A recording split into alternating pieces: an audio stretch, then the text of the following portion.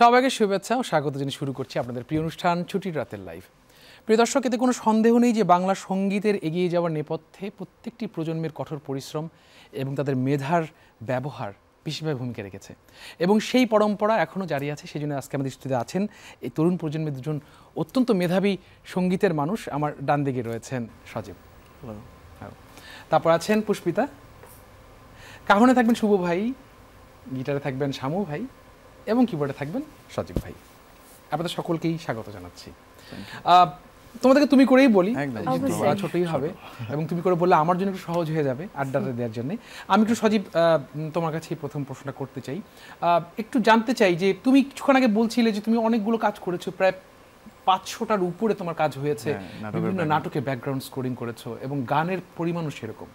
এই জায়গাটা তো অবশ্যই আসবো, কিন্তু তার আগে একটু জানতে চাই তোমার শেখার ব্যাপারটা, আসলে তোমার বেড়ে ওঠার গল্পটা একটু জানতে চাই, তোমার সঙ্গীতের হাতে করি সব কিছু। আমি খুদে গানটা জায়গায় নেত্রকোনাতে ছিলাম। আমি খুদে গানটাতে সেকেন্ড হয়েছিলাম 2013 সালে। তো নেত্রকোনাতে ছিলাম, নেত্রকোনায় শেখা হয়েছে সুজন স্যারের কাছে।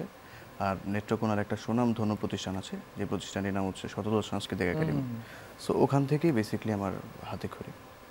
তারপর খুদে গানটা যে আসা, তারপর ঢাকায় শিফট করা। একেবারেই কনভেনশনাল ওয়েতে একদম প্রথা সিদ্ধভাবে গান শিখেছো তুমি, ক্লাসিক্যাল শিখেছো একদম। আচ্ছা, আমি যদি একটু জানতে চাই যে ধরো তুমি তো খুদে গান রাজের কথা বললে, বাট এটা তো একটা অনেক বড় প্ল্যাটফর্ম, বাট এর আগে আমাদের স্কুল পর্যায়ে অনেক কিছু হতো বা এইরকম কোনো শিশু একাডেমিতে ওই কি যেন একটা প্রতি বছর জাতীয় শিশু প্রতিযোগিতা, হ্যাঁ ওটাতে আমি 2বার গোল্ড মেডেল পেয়েছি। মানে ও যে একটু প্রচার বিমুখ এটা বোঝা যাচ্ছে, যেমন আমাকেই বের করতে হচ্ছে 2বার গোল্ড মেডেলিস্ট সে, আসলে এটাও অনেক বড় একটা ব্যাপার। আমি একটু পুষ্পিতা তোমার কাছে যাই, সেটা হচ্ছে যে তুমি বলেছো এর আগে তোমার গানের শিক্ষাটার ব্যাপারে, সম্প্রতি তুমি তোমার ব্যস্ততা নিয়ে একটু জানাও যে তুমি একটা লোকগান রিলিজ হয়েছে এর মধ্যে, এটার ব্যাপারে একটু জানতে চাই। সম্প্রতি বিভিন্ন কাজ করা হচ্ছে, স্টেজ শো করা হচ্ছে এবং বিভিন্ন নাটকের গানও কণ্ঠ দেওয়া হচ্ছে ইতোমধ্যে। তো রিসেন্টলি আমার হচ্ছে একটি মৌলিক ফোক গান রিলিজ হয়েছে। তো আসলে দেখা যায় যে আমি বেশিরভাগ সময় মডার্ন গান করে থাকি, আধুনিক গান করে থাকি। তো একদম ভিন্ন ঘরানার একটি লোকগান রিলিজ হয়েছে। গানটির কথা লিখেছেন হাসনাত মিলন এবং সুর সঙ্গীতায়োজন করেছিলেন কাউসার খান। তো সেই গানটি ইউটিউবে ইতিমধ্যে রিলিজ হয়েছে এবং দর্শক শ্রোতারা যারা রয়েছেন তারা পছন্দ করছেন, এটাই আমার জন্য পাওয়া। অনেক অনেক শুভকামনা। আমরা কি সেই গানটি এখন শুনবো নাকি একটু একটা গান হয়ে যাক এখন নাকি? হ্যাঁ, শুনে ফেলি গানটা। এবারে যে গানটি গাইছি শুরুতেই গাইছি একটি আধুনিক গান, অনেক জনপ্রিয় একটি গান, ওই ঝিনুক ফোঁটা সাগর বেলায়। গানটির কথা লিখেছেন শ্রদ্ধেয় ডাক্তার আরিফ, সুর করেছেন শ্রদ্ধেয় নকিব খান এবং গেয়েছেন শ্রদ্ধেয় শিল্পী সামিরা চৌধুরী। গাইছি। ওই ঝিনুক ফোঁটা সাগর বেলায় আমার ইচ্ছে করে আমি মন ভেজাব ঢেউয়ের মেলা, তোমার হাতটি ধরে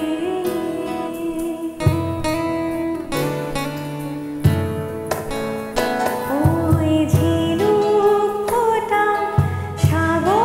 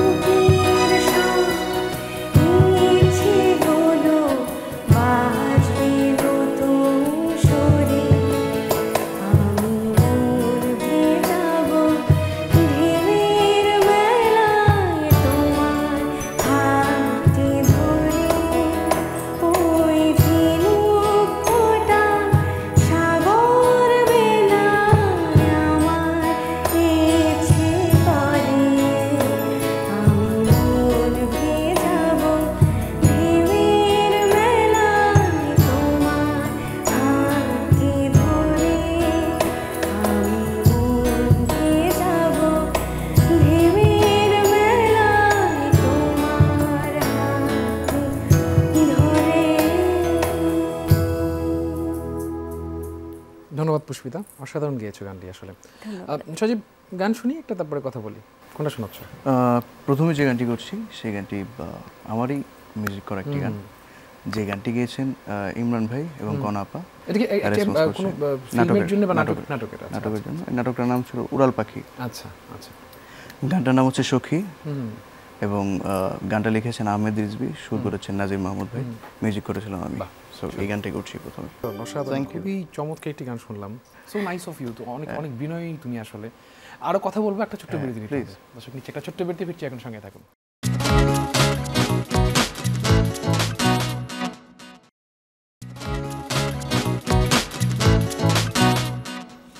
জি দর্শক, আবারও ফিরলাম আপনাদের প্রিয় অনুষ্ঠান ছুটির রাতে লাইভে। আমাদের সাথে আছেন সজীব এবং পুষ্পিতা।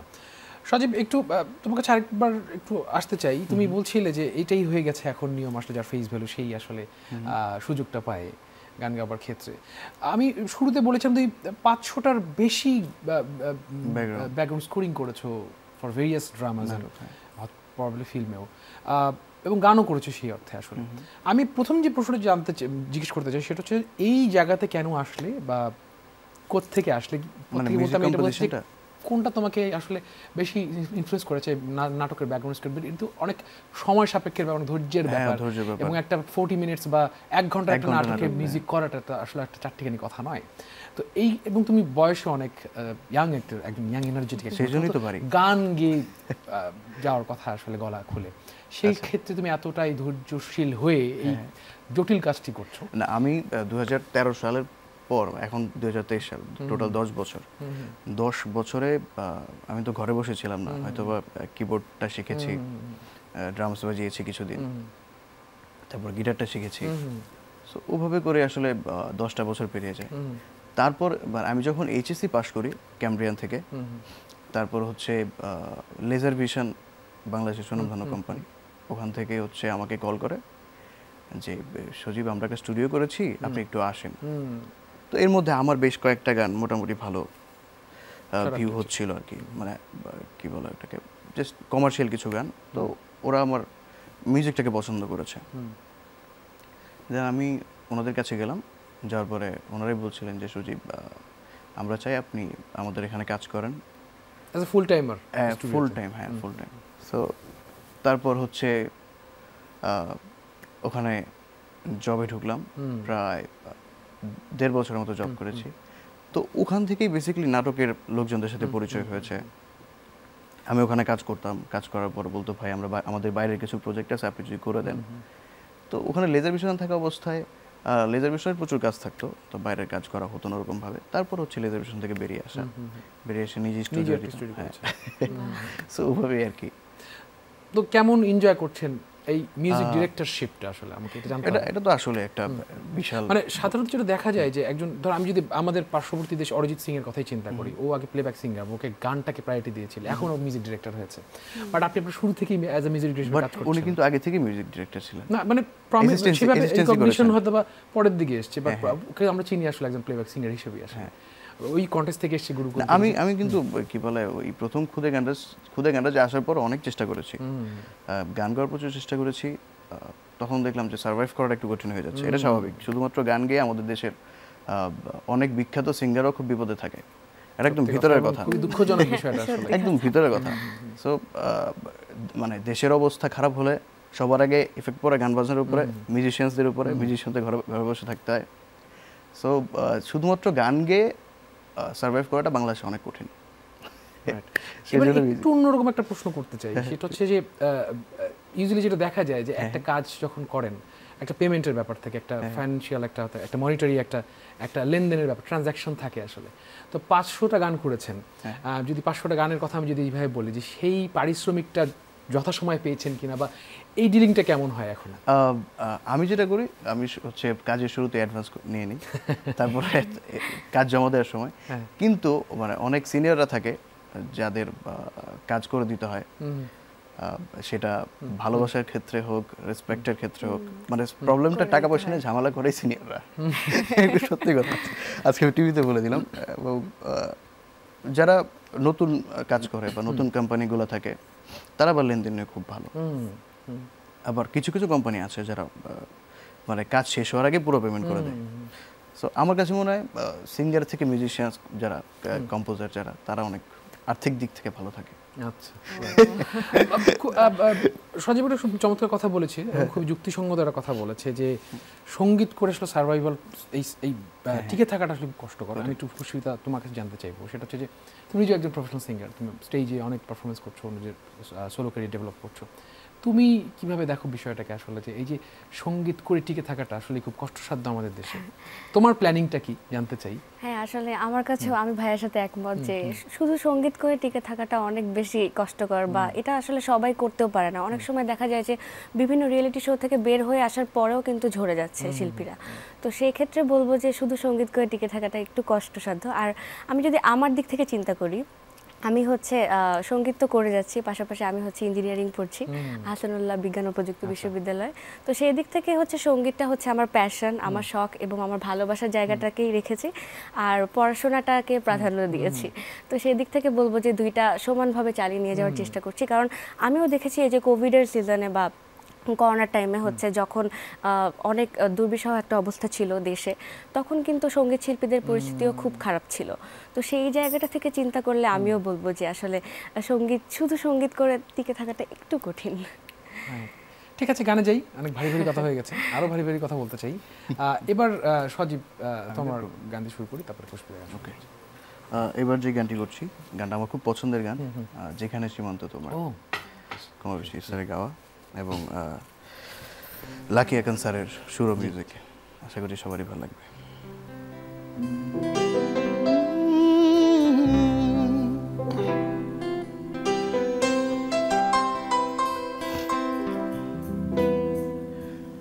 তুমি কি চলা সোনালি দিনে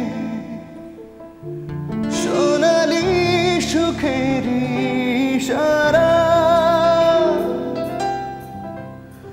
কাটার আঘাত ভুলে তুমি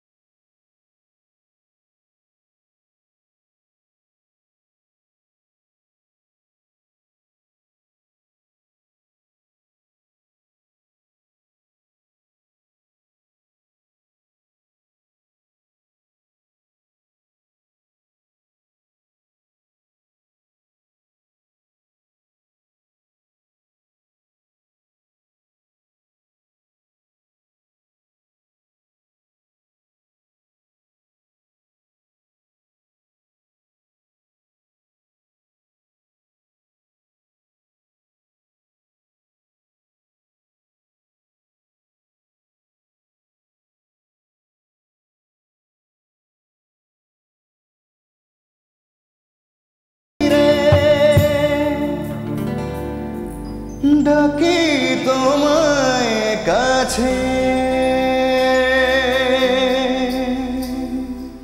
অসাধারণ Thank গেয়েছো you. মানে কি বলবো আসলে। Thank you so much for your wonderful singing. Pushpita, গান শুনি। এবারে যে গানটি গাইছি গানটি আমার একটি মৌলিক গান, আমার নিজস্ব ইউটিউব চ্যানেল নুজহাত সাবিহা পুষ্পিতা থেকে এসেছিল। গানটির কথা লিখেছেন রবিউল ইসলাম জীবন এবং সুর ও সঙ্গীতায়োজন করেছেন শাহরিয়ার আলম মার্সেল। গাইছি।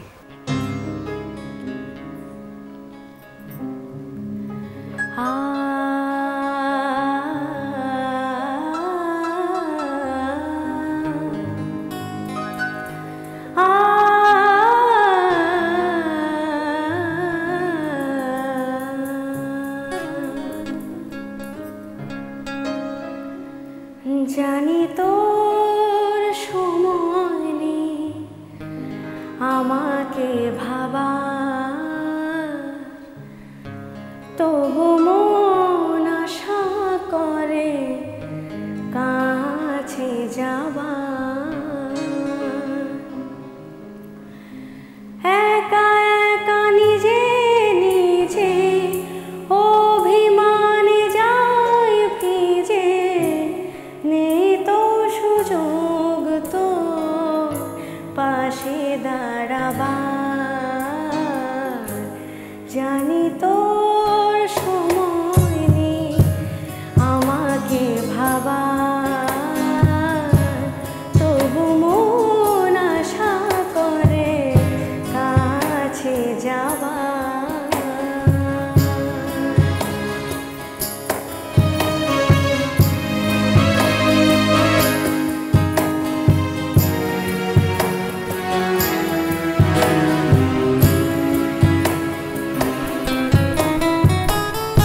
তোর সাথে ছিল আহা কত মাখামাখি, দিন শেষে হয়ে গেলি উড়ে যাওয়া পাখি।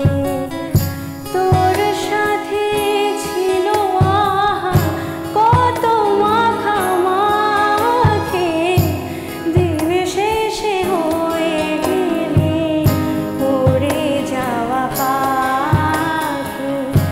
ইচ্ছে করে তবু হাত বাড়াবার, জানি তোর সময় নেই আমাকে ভাবা, তবু মন আশা করে কাছে যাওয়া।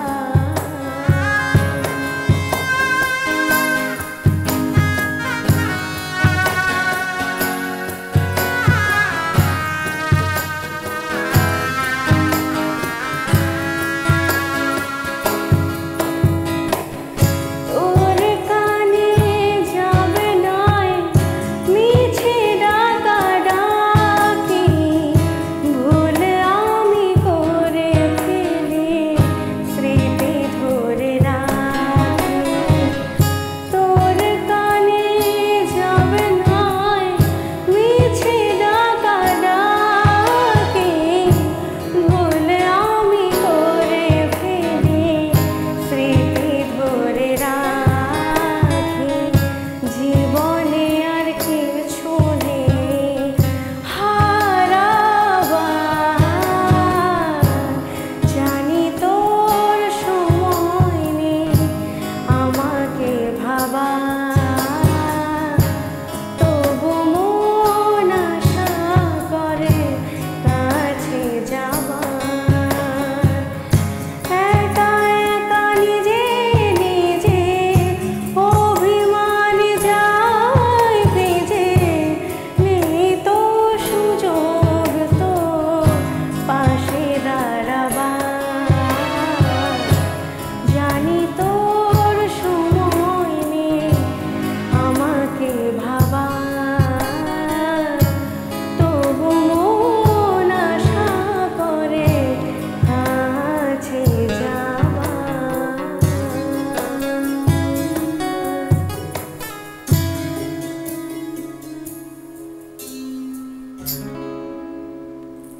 ধন্যবাদ পুষ্পিতা, শুনে একটি গান শুনলাম, আরেকটা বিরতি নিতে হবে। দর্শক নিচ্ছে আরেকটা ছোট্ট বিরতি, ফিরছি এখনই, সঙ্গে থাকুন।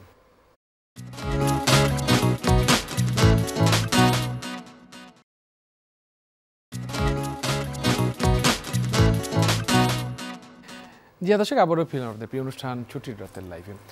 পুষ্পিতা, তোমার ফিউচার প্ল্যানটা নিয়ে একটু শুনলাম আমরা, প্রকৌশলী শিল্পী আমরা পাচ্ছি খুব সামনেই আসলে। তারপর একটু জানতে চাই যে ফিল্মের তো এখন একটা জোয়ার এসছে, আমাদের এই আবার একটা সুবাতাস বইতে শুরু করেছে আসলে, তো প্লেব্যাক সিঙ্গিং নিয়ে তোমার কোনো প্ল্যান আছে কিনা? অবশ্যই প্রত্যেকটা শিল্পীরই আসলে একটা স্বপ্ন থাকে প্লেব্যাক সিঙ্গার হওয়ার বা প্লেব্যাকে কাজ করার। তো আমারও ইচ্ছা রয়েছে প্লেব্যাকে কাজ করার। ইতিমধ্যে অনেকগুলো নাটকে তো কাজ করেছি, নাটকের গান গেয়েছি। তো সামনে অবশ্যই আমারও কিছু কমফোর্ট জোন আছে, যেমন এরকম সুর বা এরকম কথা, এরকম সঙ্গীত আয়োজন হলে আমার জন্য ভালো হয়, আমার জন্য কমফোর্ট হয়। তো সব কিছু মিলে গেলে, কথা, সুর, সঙ্গীত আয়োজন সব কিছু মিলে গেলে অবশ্যই সেই প্লেব্যাকে কাজ করার ইচ্ছা আছে। তুমি বলছো যে মৌলিক গান তুমি রিলিজ করছো তোমার পার্সোনাল ইউটিউব চ্যানেল থেকে আসলে, তো কি মনে হয় যে ইউটিউব চ্যানেলটাই বা ব্যক্তিগত ইউটিউব চ্যানেলটাই কি এখন মেইন মিডিয়াম অফ রিলিজিং সংস বা প্রচার প্রসারের একমাত্র মাধ্যম হচ্ছে কিনা? মানে শিল্পীদের তো আসলে তার প্রচার প্রসার নিয়ে আসলে মাথা ঘামানোর কথা ছিল না, যেটা আমরা করতে হচ্ছে বাধ্য হয়ে। তারপর একটু জানতে চাই যে আসলে কি মনে হয় তুমি এই ডিজিটাল প্ল্যাটফর্মগুলোকে আসলে কিভাবে দেখো? আসলে আমার কাছে মনে হয় যে এটা একটা ভাগ্যের উপরও আসলে ডিপেন্ড করে যে কোন গানটা মানুষের সামনে আসবে বা মানুষের কাছে পৌঁছাবে। দেখা যায় যে অনেক সময় সঠিক পৃষ্ঠপোষকতার অভাবে কিন্তু ভালো ভালো গান মানুষের সামনে আসছে না বা দর্শক শ্রোতাদের কাছে পৌঁছচ্ছে না।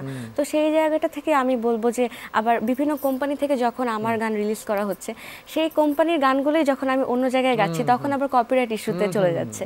তো সেই জায়গাটা থেকে আমার হচ্ছে একটা চিন্তা মাথায় এসেছিল যে আমি আমার নিজস্ব একটা ইউটিউব চ্যানেল খুলবো এবং এখানেই হচ্ছে আমার বেশ কিছু গান, সেটা কভার সং হোক কিংবা আমার নিজস্ব গান হোক, সেটা আমি করব আমার ইউটিউব চ্যানেল থেকে। আর সোশ্যাল মিডিয়ার যুগটা যেটা বললাম যে ভাগ্যের উপর ডিপেন্ড করে, তো সেখান থেকে আসলে নিজের জন্য নিজের গানগুলো করা আর কি। এখন যেটা ভাগ্যে আছে সেটা দর্শক শ্রোতাদের কাছে পৌঁছবে, তো এটাই আর কি। সজীব, তোমার কাছেও জানতে চাই যে আসলে পুষ্পিত বলছিল যেরকম যে নিজের মতো করে কাজ করছে আর কি, তো তুমি যেহেতু অ্যাজ এ মিউজিক ডিরেক্টর, তোমার অনেকের সাথে কাজ করতে হয়, অনেক ধরনের শিল্পীর সাথে তোমার কাজ করতে হয়, বাট ব্যক্তিগত জায়গা থেকে একটু জানতে চাই তোমার গান নিয়ে তোমার প্ল্যানটা কি, তোমার নিজস্ব কণ্ঠে যে গানগুলো তুমি করতে চাও বা করো? আমি আসলে গান করছি না তা না, আমার কিন্তু আমার ইউটিউব চ্যানেলে প্রতি শুক্রবার আমি একটা না একটা গান আপলোড করছি। সো দায়বদ্ধতাটুকু আসলে আমাকে যারা ভালোবাসে তাদের জন্য, শুধুমাত্র তাদের জন্যই। এবং আমার একটা ফেসবুক পেজ আছে, ফেসবুক পেজটা খুলেছিলাম গত বছর ফেসবুক পেজ খুলে দিয়েছিলেন হচ্ছে লেজার ভিশনের আইটি এক্সপার্ট রুবেল ভাই আমাকে খুলে দেন। উনি বলতেছে, সজীব তুমি তো অনেক ভালো গান করো, তুমি খালি গলায় পিয়ানো দিয়ে, তুমি তো ভালো পিয়ানো বাজাও, খালি গলায় তুমি একটা গান করে ছাড়ো। তারপর দেখলাম রেসপন্স ভালো, একটাতে 8 মিলিয়ন, একটাতে 5 মিলিয়ন, এভাবে করে প্রত্যেকটা গান গেছে। সো তারপর হঠাৎ করে ফেসবুক পেজ হ্যাক হয়, মানে 50,000 ফলোয়ার পার হওয়ার পরই হচ্ছে পেজটা হ্যাক হয়। তারপর হচ্ছে ঠিক 6 মাস পর আমি নিজের চেষ্টাতেই ব্যাক করেছি। অনেক জায়গায় গিয়েছি, অনেকের কাছে গিয়েছি, অনেক এক্সপার্টদের কাছে গিয়েছি।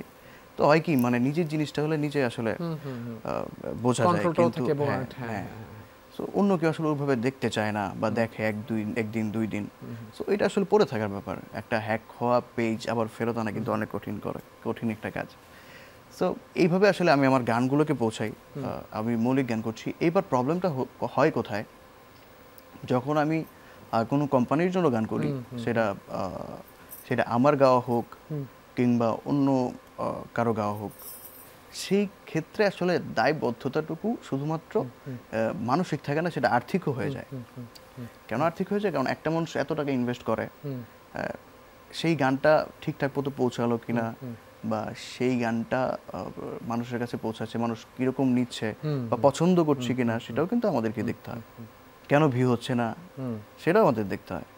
সো দায়বদ্ধতাটুকু কোম্পানির কাছে গেলে আর বেশি বেড়ে যায়, কারণ একটা মোটামুটি একটা ভালো অর্থ আমরা কোম্পানির কাছ থেকে নিই। তোমার কাছে আরেকটা একটু যে মোটা অঙ্কের টাকা তুমি কথা বলছো, আমার এখানে একটা প্রশ্ন আছে, সেটা হচ্ছে যে আইপিআর, যেটা ইন্টেলেকচুয়াল প্রপার্টি রাইটস যেটা বলি বা মেধাস্বত্ব আমরা যেটাকে বলি আসলে, যে তুমি যেহেতু একটা প্রমিনেন্ট লেভেলের সাথে কাজ করেছো, এখন অনেকের সাথে কাজ করো, ব্যক্তিগতভাবে কাজ করছো, এই যে একটা কপিরাইটের একটা ব্যাপার থাকে যে অনেক মিউজিক লেভেল থাকে যে এককালীন টাকা দিয়ে রয়্যালিটির কথা বলে, অনেক কিছু বলে।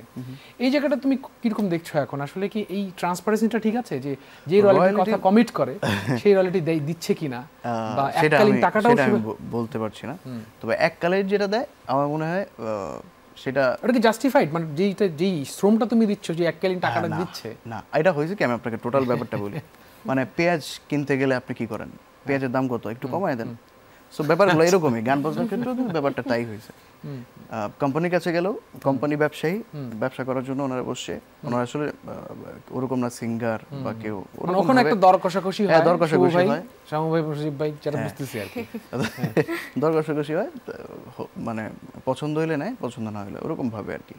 সো আমার কাছে মনে হয় প্রত্যেকটা আর্টিস্টের এখন কন্টেন্ট ক্রিয়েটর হওয়া উচিত, মানে এই মুহূর্তে। এবং সব কোম্পানি বলে গান থেকে টাকা আসে না, গান থেকে ইনকাম হয় না, যার কারণে সব কোম্পানি এখন নাটকের দিকে।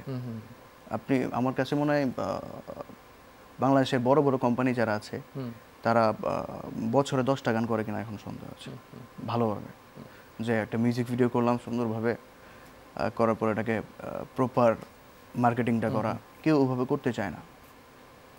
আমার সম্প্রতি একটা গান বেশ আমার কম্পোজিশনে বেশ জনপ্রিয় হয়েছে, সেই গানটার নাম হচ্ছে ছেলে তোর কোকড়া কোকড়া চুলে। এটা হয়তো বা অনেকেই শুনেছেন, গানটা যদি একটু কমার্শিয়াল গান, তবে এই গানটা করে 6 মাস ফেলে রেখেছিলাম, মানে নেয়ার মতো মানুষ পাচ্ছিলাম না। তো অনেক কোম্পানিতে শুনিয়েছিলাম, সবাই বলছিল যে একটা লিপপার্ট ভিডিও, মানে লিপপার্ট বলতে কি ওই যে সিঙ্গার একটা ক্যামেরার সামনে দাঁড়ায় থাকে, দাঁড়ায় জাস্ট লিপসিং করে গানটাকে ছাড়ার জন্য। পরে আমি বলছিলাম যে না, এত কমার্শিয়াল একটা গান, এটা এভাবে ছাড়লে টোটাল গানটাই নষ্ট হবে। প্রায় 6 মাসের মতো ফেলে রেখেছিলাম। ফেলে রাখার পর আমি একটা নতুন কোম্পানির সাথে কাজ করছিলাম, নতুন কোম্পানির নাম হচ্ছে সৃষ্টি মাল্টিমিডিয়া। তো ওইটার যে ওনার নয়নবাবু ভাই, ওনাকে আমি বললাম যে ভাই এই গানটা ম্যাসিভ হিট করার মতো একটা গান আমার কাছে মনে হচ্ছে, সো আপনি এটা ভিডিও করতে পারেন। পরে বলছে কত টাকা লাগবে? পরে আমি বলছি তাও তো মিনিমাম 2.5 থেকে 3 লক্ষ টাকা। পরে বলতেছে যে এই টাকা ব্যাক করবে, আমার কাছে মনে হচ্ছে না। এইটাই আমার জীবনের শেষ গান বলতেছে, কারণ উনিও এর আগে প্রায় 1000 খানেক গানে ইনভেস্ট করেছে টাকা, বাট কোনো টাকায় ব্যাক হচ্ছিল না। ব্যাক না আসার অনেকগুলো কারণ আছে, সেটা হচ্ছে আমরা প্রপারলি গানগুলোকে ডিস্ট্রিবিউট করছি না, বা যাদের মাধ্যমে ডিস্ট্রিবিউট করছি তারা হয়তো আমাদের সুন্দর হিসাবটা দিচ্ছে না, বা একদম রিয়েল হিসাবটা দিচ্ছে না। সো আমরা তাদের কাছে বন্দি, কারণ ওদের মাধ্যম ছাড়া কিন্তু আমরা স্পটিফাইতে গান দিতে পারবো না, ওদের মাধ্যম ছাড়া আমরা ইউটিউব মিউজিকে গান দিতে পারবো না, ওদের মাধ্যম ছাড়া আমরা বিভিন্ন অডিও প্ল্যাটফর্মগুলোতে গান দিতে পারবো না, বা টিকটকের যে টাকাটা আসে সেটা আমরা পাবো না, বা রিলসের যে টাকাগুলো আসে সেটা আমরা পাবো না। সো একটা মাধ্যম হয়ে আমাদের যেতে হচ্ছে। সো ওরা কি আমাদের মানে প্রপার হিসেবটা দিচ্ছে, সেটা আমরা নিশ্চিত হচ্ছি কিভাবে? কোনো ওয়ে তো নাই। সো আমার কাছে মনে হয় যে কোম্পানিগুলোর এগিয়ে আসা উচিত। হ্যাঁ, কোম্পানিগুলোর নিজস্ব এমসিএন থাকা উচিত এবং সততা নিয়ে এগিয়ে আসা উচিত। সততা নিয়ে এগিয়ে আসা উচিত। অনেক ভালো বলেছেন। পুষ্পিতা, গান শুনি, ছোট করে শুনি। এবারে গেছি আকাশের হাতে আছে একরাশ নীল।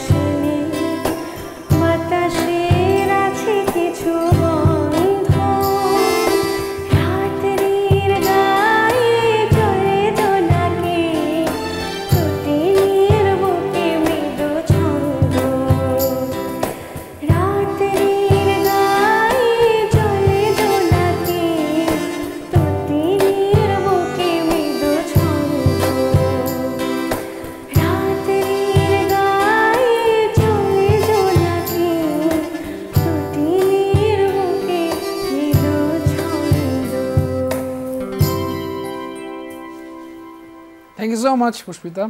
খুব বেশি সময় নেই, এক কথায় দুজনের কাছ থেকে একটু শুনবো, যদি দর্শকদের কোনো মেসেজ দেওয়া থাকে, তারপরে শেষ গানটা আমরা সজীবের কাছে শুনবো। কোথায় পুষ্পিতা? দর্শক শ্রোতাদের উদ্দেশ্যে একটা কথাই বলবো যে দর্শক শ্রোতা যেভাবে আমার পাশে আছেন, যেভাবে আমাকে উৎসাহ যোগাচ্ছেন, এই কারণেই আজকের আমি এত দূর পর্যন্ত এসেছি। আরও অনেক দূর পথ চলা বাকি।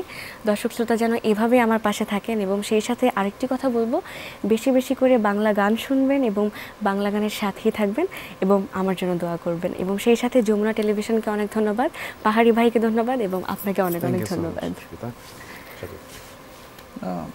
এগুলোই বলতে চাই, বাংলা গানের সাথে থাকবেন এবং বাংলা গান শুনবেন। যে গান ভালো লাগবে সেই গানই শুনুন, অসুবিধা নেই। তবে বাংলা গানটা আপনারা রাখবেন আপনাদের পছন্দের তালিকায়, তাতে আমাদের জন্য ভালো, সবার জন্যই ভালো। এবং যমুনা টিভিকে ধন্যবাদ, এবং সব মিউজিশিয়ানস ভাইদেরকে ধন্যবাদ, আপনাকে ধন্যবাদ, এবং ক্যামেরার পিছনে যারা কাজ করছেন তাদেরকেও ধন্যবাদ। দর্শক, এই ছিল আমাদের আজকের আয়োজন। আশা রাখছি আয়োজন ভালো লেগেছে। দেখা হবে সামনের সপ্তাহে নতুন কোনো আয়োজন নিয়ে। ভালো থাকুন, সুস্থ থাকুন। শেষ গান সজীব। এবার যে গানটি করছি সেই গানটিও কুমার বিশ্বাস স্যারের একটি গান, চন্দনাগো, অনেক আগের একটি গান করছি, আশা করছি ভালো লাগবে। গানটি লিখেছেন আব্দুল হাই আল হাদি, ওনার লেখা, এবং সুর করেছেন কুমার বিশ্বাস স্যার।